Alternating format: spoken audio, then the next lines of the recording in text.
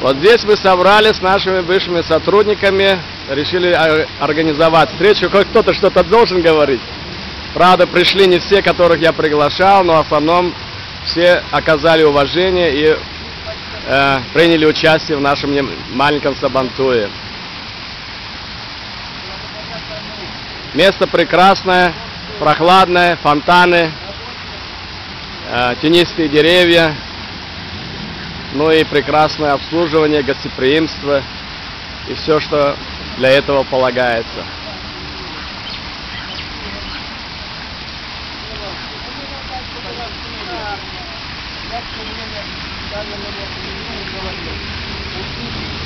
Как он дома делает, и так же он работает.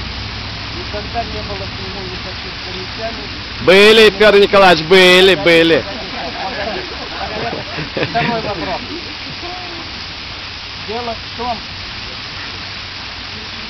я больше, чем вы здесь с ним побыл, пока он здесь находится, я такого грамотного специалиста, политически подкованного, я не встречал среди своих друзей. Вот мне просто иногда неудобно было отвечать на вопросы, потому что я этого не мог ответить. Ну, может быть, я сделал вывод, что